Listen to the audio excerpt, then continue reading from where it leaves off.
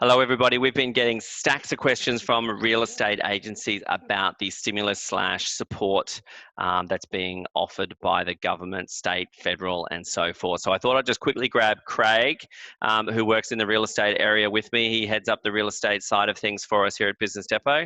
And I thought I'd just grab him, ask him a couple of quick questions so we can get some quick answers for you on our thoughts and get that out to you so that you can start to think about that within your business. Hello, Craig.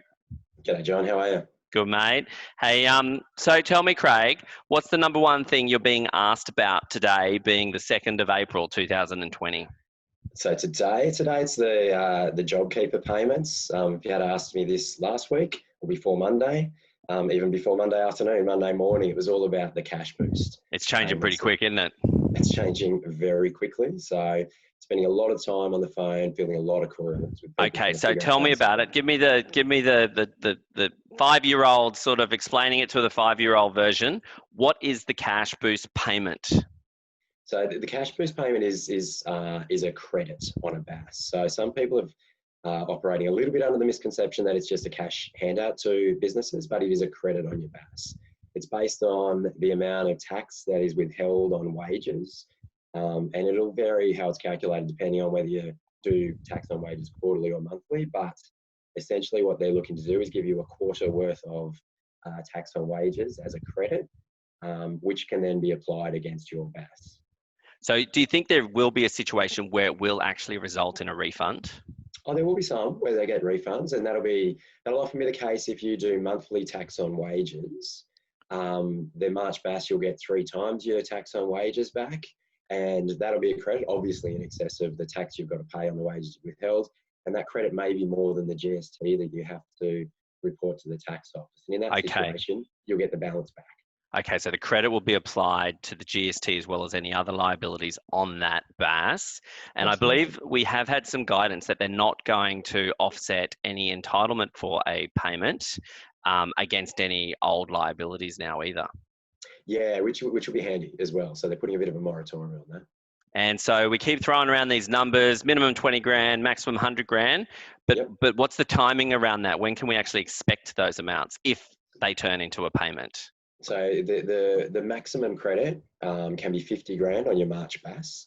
And then you have the April, May and June activity statements to use up the balance of that 50 if you don't use it. And then over July through September, or actually June through September, there'll be a second round of 50 grand. Okay, so the 20 is split into 10 and 10, and the 100 split into 50 and 50. Timing a little bit sort of spread out, but if you can get the maximum in your March BAS, you're obviously going to get it at that point in time. Correct, yeah. They give you a bit of time to use it all up, but yeah, if you get it all up in your March BAS, you've used it up. Okay, any other big ticket items that you think people are getting wrong with how they're thinking about the cash boost? One thing I guess they're probably, other than thinking that we'll get this amount of cash back, I am having discussions as well about if you are in a company that you're trading and you've got a company tax installment that would ordinarily get paid on the BAS, the tax office has mentioned that they won't be penalising people for varying down to nil and then paying any balance later on when you lodge your tax return, which usually happens. So you can consider doing that. Just to maximise the benefit you get now. So the trick with this March BAS is everyone's going to want to lodge it as soon as possible, but you're also going to need to give a lot of thought to the PAYG instalment that's on there as well. Yeah, and it's just worth thinking about, is it cash back or is it a credit? I have spoken to people that are going, I want it done on the 2nd of April today, but they'll have more expenses that roll through for more GST credit, and if your credit you're going to get on this BAS is not as much as what your total BAS will be, there's not really any bonus for getting it in sooner. You might as well hold on and get all the credits for your input tax credits on expenses, lodge it later, you'll just be paying a little less later on. So a lot of people are saying, how do I increase the credit that I get? I don't pay myself a wage. Should I pay myself a wage? What's your response to that? Well, the tax office has sort of mentioned that they are going to have a bit of integrity measures around this, that I'm not really sure how they're going to manage it, but there is the single touch payroll that they can oversee a lot of things. So basically every time you pay someone, something gets reported to Yeah, I think they've actually come out, haven't they, and said we'll be looking at trends. So because they've Yeah, got single touch payroll information, because they've got your history of all your other activity statements, they don't want to see you dramatically change the way you've done things historically. And if they do, that might trigger, I suppose, a suggestion that you've tried to fudge the numbers. In yeah, which case, I think they've said you'll get nothing at that point. yeah. And look, the thing will be, they can look at a trend. If it's gone up, they can very quickly go to single touch payroll. Okay, so the number one thing we're talking about now since Monday night is the JobKeeper payment. Now, the Yes. JobKeeper payment's got a fair bit of confusion about it as well. And I highlight here, we haven't got any legislation yet for JobKeeper payments. We're still just, I suppose, giving our view based on the media releases, based on the different websites and the different views, I suppose, peers within our industry have had on this. How would you give me the 5-year-old explanation of how the JobKeeper payment works? Well, the JobKeeper payment, I think that it's easiest to think of it as a subsidy for keeping people on your payroll. It's a subsidy of up to $1,500 a fortnight, or $1,500 a fortnight for each employee. There's obviously a couple of qualification criteria to be eligible for it. You need to have turnover of less than $1 billion, and your revenue has dropped by greater than 30% or expected to drop by greater than 30%.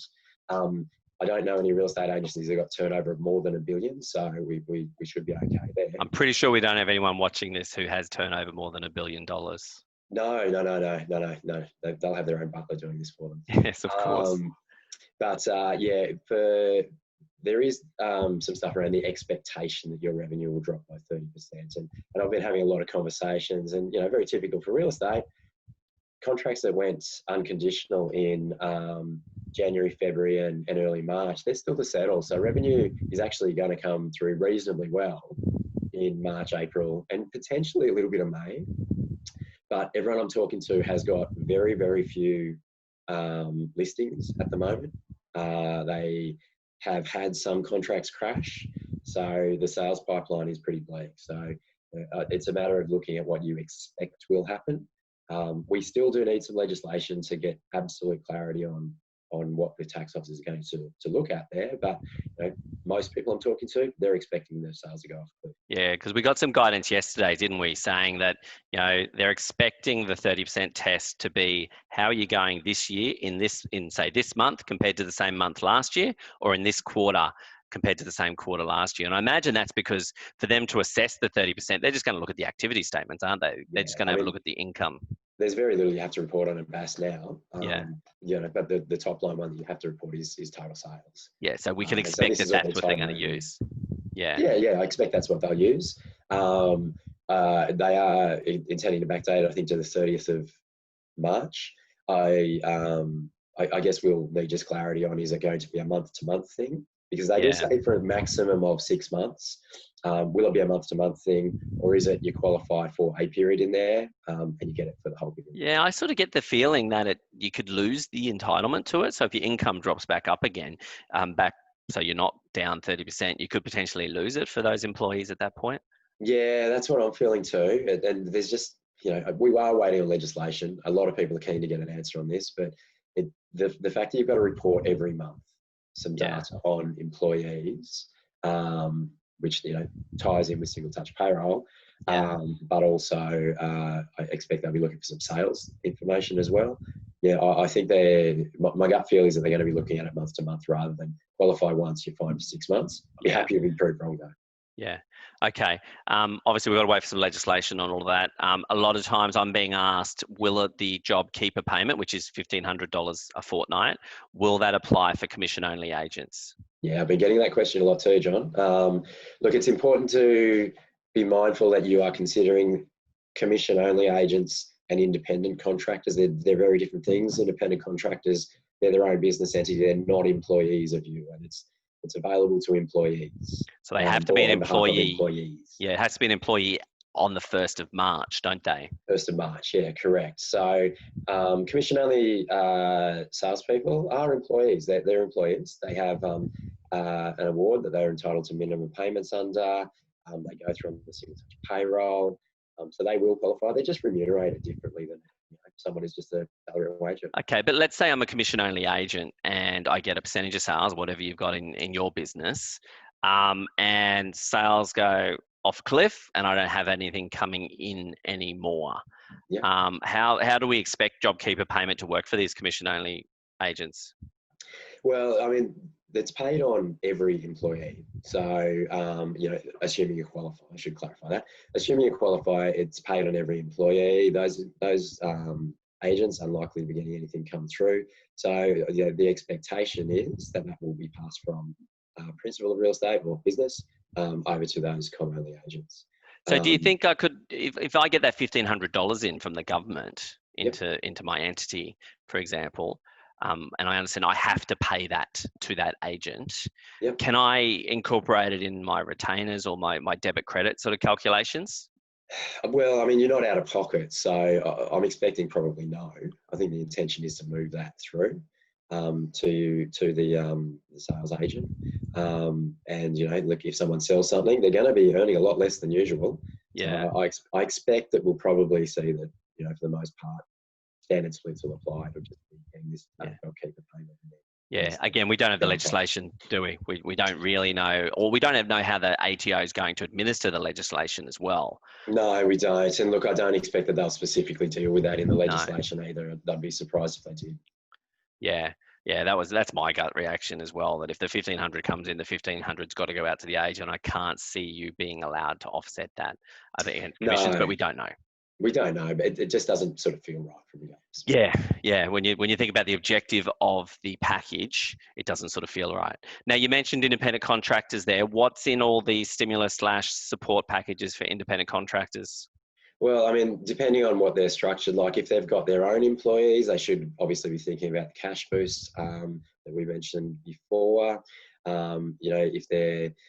If their revenue is dropping and they've got employees, and there'll be also there should be the JobKeeper arrangement available from them. Also, it's still to be confirmed, but there's a bit of commentary around from the government as well about if it's say it's an independent contracting company, but you don't take a wage, you take a dividend. At the moment, it's just commentary to be borne out by legislation, which hopefully it is. That you can nominate yourself as an employee as well. Because it's interesting, isn't it? One of the fact sheets from Treasury actually talk about self-employed individuals, which implies only independent contractors that are trading in their own personal ABN might be categorized as a self-employed individual. If you're an independent contractor that trades through a company or a trust, then we just don't know.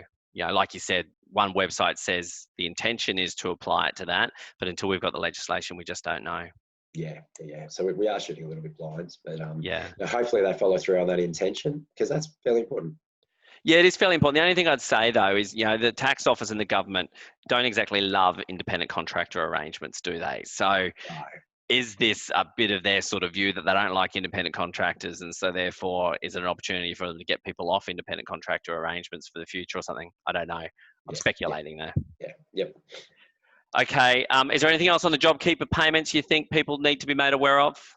Oh, look, I'm probably getting questions about standing people down in the context of a debit credit arrangement as well. So when you've got people on retainer, and I've had a few questions about, I don't think they really want to stay on and just run up a massive retainer amount that they have to pay back in the future. They are employees, debit credit arrangements, so you'd qualify for this. You probably need to do a little bit of legwork in the background to check if you've got enterprise agreements or arrangements with your debit credit agents to see whether they can be effectively stood down, because standing someone down is it's something you need to make sure you're doing correctly. If you are, there's some wording around it in Fair Work website around lack of supply.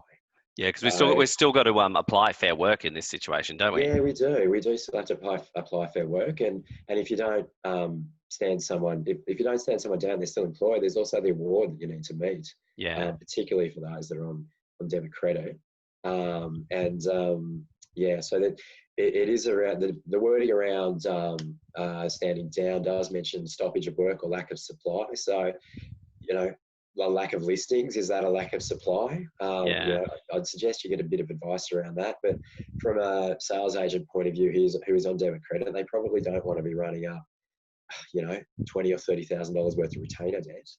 Yes. When they could be effectively stood down, get $1,500, and the business then also doesn't have to fund the cash flow of Because a credit agent. this stand down terminology is a bit of a new sort of terminology. Apparently, it's been in all the legislation for years, but has never had massive opportunities to apply. When I asked Anna, who gives some HR advice here at Business Depot, she said that stand down is typically when a business is forced by the government, like given a direction. A large portion of the workforce maybe is in self-quarantine, meaning the remaining employees can't be usefully employed. And then, as you said, there's a stoppage of work due to lack of supply. So we've got to make sure we can stand down rather than just make the decision to stand down as well. And again, we don't have much certainty on that in this situation. Yeah, I mean, if you can do it, that's an ideal, but you definitely need to check your agreements and be very comfortable that you are in a position to be able to stand someone down. So I'm here now. Let's say I'm running a real estate agency. Let's say my commissions have already stopped and I don't have much money coming in the next month. I'm not expecting a payment for JobKeeper until the first week of May. So does that mean I've got to pay all the wages for all my employee and just be grateful of getting a refund in May if I meet the qualifications? Well, that's the thing. It's paid in arrears, and I think it might have been, I don't know whether it was Josh Frydenberg or Matthias Cormann said, we expect employers to do the right thing and make the payment. So there is that expectation that the company will cash flow in the meantime. Yeah. Which is tricky. We're in the month now, and you don't get paid for another month, and we still don't have the legislation to know what it looks like in terms of will we be eligible. Yeah. Look, I mean, they're talking about fast tracking legislation. I think they're calling Parliament back next week, aren't they? So hopefully by the end of next week, we've got some legislation. My concern is I reckon we're still going to have a situation where the tax commissioner is given a lot of discretion as to how he applies the legislation. In which case, we may still have a lot of sort of questions. There is a bit in there about discretion as well for the tax office to take into account situations where you might have done an acquisition. So I know a few businesses that I've been talking to just gone, well, we're not going to do it because we bought a rent roll last year. Yeah, and so your wages have gone up. Yeah, wages have gone up. Your revenue's gone up compared to this time last year because you've dropped another 20 grand or 30 grand a month of property management. And look, they have to have that discretion in there. Otherwise, it's worthless having this package, isn't it? Because the whole objective is to keep people employed. Now, if they close an industry down or if you have to stop work, you can't wait a month to determine whether you pass a test. Yeah. Look, my advice at the moment is to get onto, if you haven't done it already, is to get onto the ATO page that is there for the JobKeeper. Register. It doesn't take much at the moment. It is literally just name of your business, ABN, a few contact details. Yep. Register your interest. They're going to then have an application form up and running once they've got some more legislation. We've got that link in our COVID update blog on our website. So if you go into there, down in the JobKeeper section, you'll see that.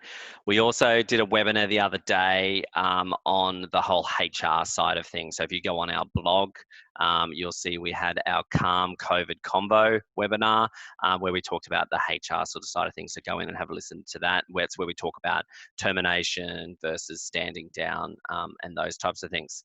I understand the state governments have come out with a few concessions as well. What are we looking at there, Craig? Yeah, that's around payroll tax and the world's favourite tax. At a time when you're trying to keep, well, yeah, you've got to have two that you hate. So at a time when you're trying to support employment, trying to make the cost of employing people a little bit less, makes sense for the state governments to give some payroll tax relief. Because they run their own show, they're all doing different things. But the majority of my clients are in Victoria and Queensland. Victoria is refunding all payroll tax for businesses that have wages of less than $3 million per annum for the 2020 to date financial year. And we've already started to see those refunds come through. So anything you've paid from 1 July through to the end of February is being refunded. So 1 July last year? Yeah, 1 July, they're running it, they run financial year. Yeah, okay. So 1 July last year, they're refunding any of that. Less than $3 million wages, you qualify.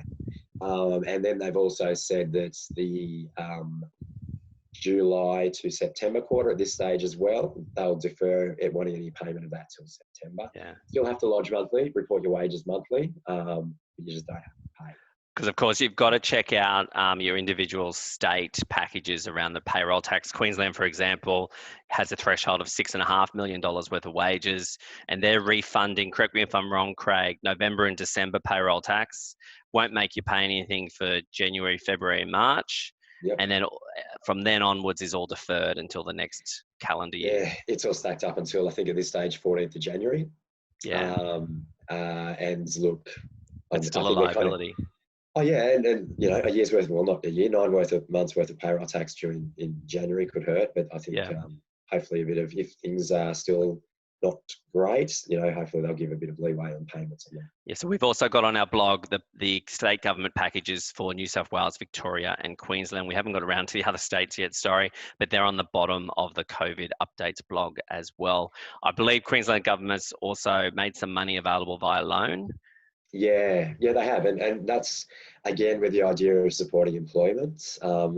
It can be a loan of up to $250,000. If you fill in the application details, it's based on wages that you've paid historically. So up to 50% of the wages that you've paid. You can apply for less than that if you want, but if you apply for 50%, the maximum is 250. If what you apply for is 100 grand or less, I believe the number is, it's unsecured.